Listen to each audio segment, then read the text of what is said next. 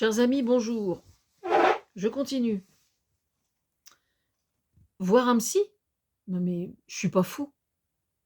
Voilà.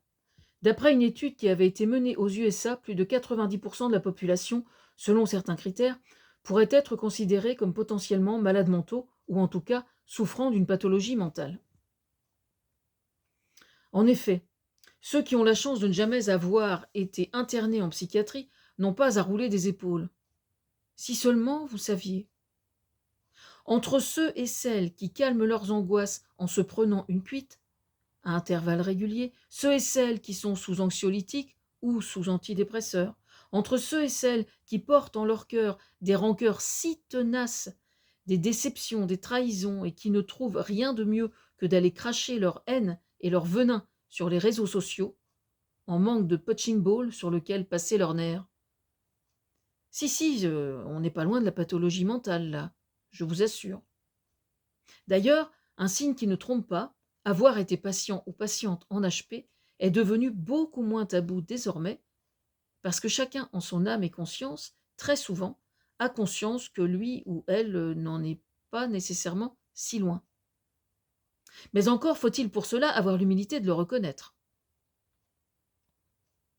Prendre la décision de consulter un psy ou une psychiatre, ça n'est pas être fou, ce qui est d'ailleurs plutôt une lecture culturelle que médicale. Un psychologue ou un psychiatre n'emploie jamais ce vocabulaire de fou ou folle.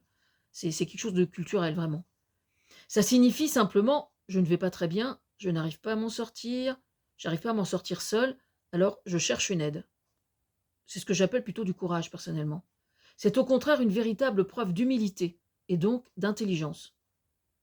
Il n'y a aucune honte à ressentir une souffrance, quelle qu'elle soit, physique ou psychologique, et dire j'ai besoin d'aide.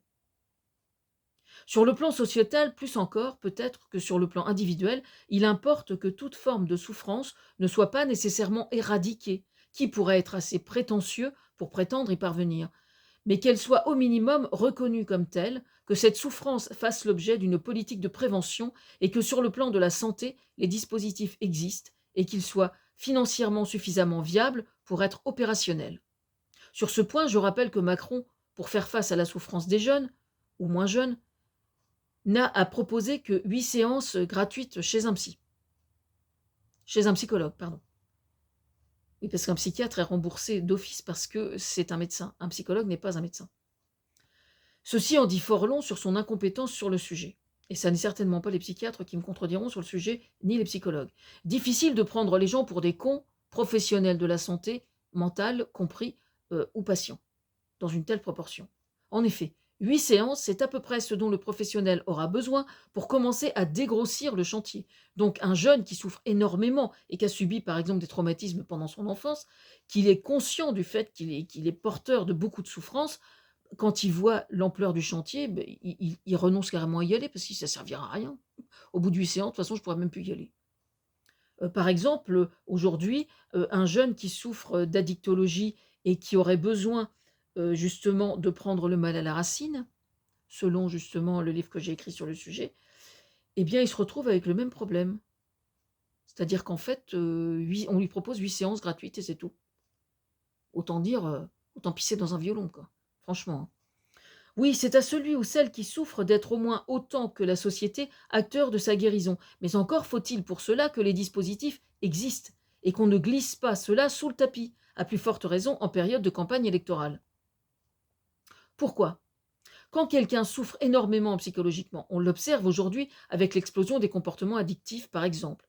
Enfin, il paraît que c'est en train de s'améliorer. Je demande qu'à l'observer. Il existe quasiment toujours des causes qui sont lointaines, voire très lointaines, qui demandent une prise en charge qui ne soit conditionnée par aucun critère de durée ou du nombre de séances. C'est simplement logique et je dirais incontournable et même obligatoire. Ce qui en résulte, c'est que ceux qui souffrent en profondeur et qui en sont conscients se trouvent ainsi entièrement dissuadés de venir commencer un travail avec un psy, puisqu'ils ont conscience qu'au bout de 8 séances, ils ne seront plus remboursés. Ils ne pourront généralement pas l'assumer financièrement. Actuellement, la grande majorité des psys sont vent debout au sujet de cette réforme pour ces mêmes raisons. Pourquoi ne le sont-ils pas tous? Certains parce que parce qu'ils sont psychiatres, et donc, étant médecins, les séances sont remboursées. Elles sont aussi beaucoup plus chères qu'une consultation chez un psychologue. La liste d'attente pour consulter un psychiatre, d'autre part, est beaucoup plus longue que pour consulter un psychologue, sachant d'autre part que celle pour consulter un psychologue est déjà de plusieurs mois. Il y a des listes d'attente, hein. Dans un centre d'hôpital de jour, rattaché à l'HP, d'autre part, c'est la consultation avec le psychiatre qui conditionne le suivi psychologique ou pas. Mais dans cette hypothèse, alors, une fois le processus engagé, vous ne déboursez plus rien. Quelle que soit la durée de la cure thérapeutique, à aucun moment, jamais, je n'ai ainsi pendant des années déboursé le moindre euro pour être soigné. Ça a duré une dizaine d'années. J'ai jamais sorti un euro.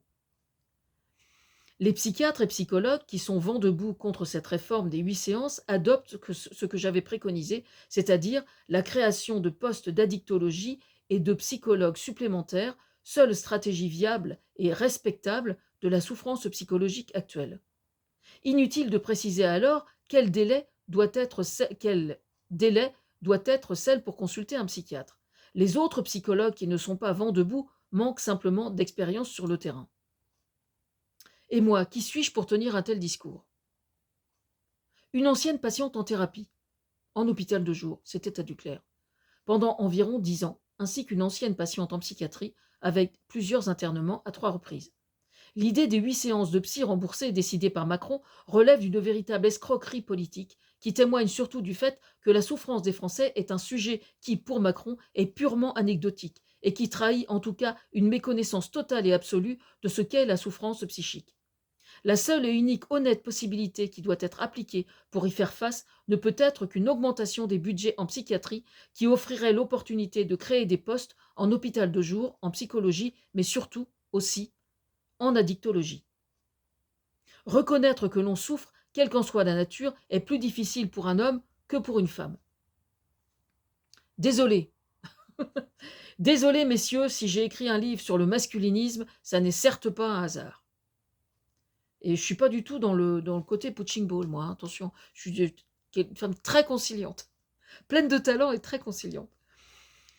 Je viens de saupoudrer mon propos d'un soupçon d'humour, challenge délicat aux yeux de certains, mais ce que je prétends là est simplement observable si vous clanchez la porte d'un psy, la porte de la salle d'attente d'un psy.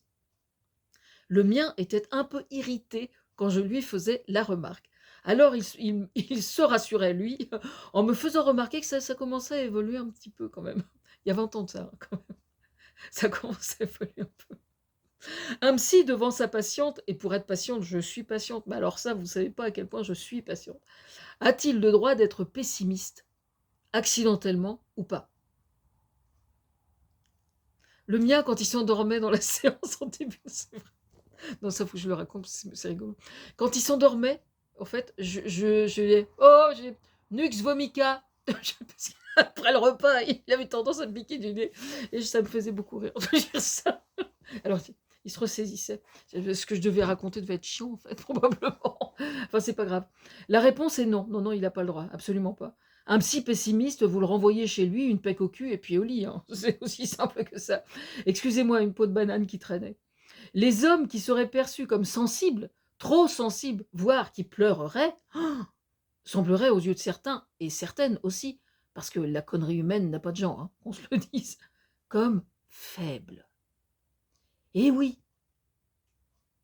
on en revient toujours et encore là au mythe du Superman. N'en doutez pas, c'est bien là et uniquement là que s'en trouve la cause.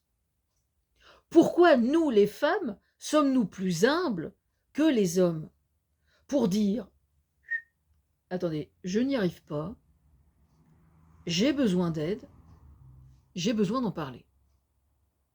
Je ne suis pas super maman, j'ai le droit d'être imparfaite et j'ai besoin d'aide. » Ça, c'est du courage. C'est quand même dingue, non? Anecdotique, vous dites? Eh bien, c'est pourtant là et pas ailleurs que se trouve la source de la majorité des emmerdements que connaît la société dans son ensemble, et dans les couples notamment. Sachez-le,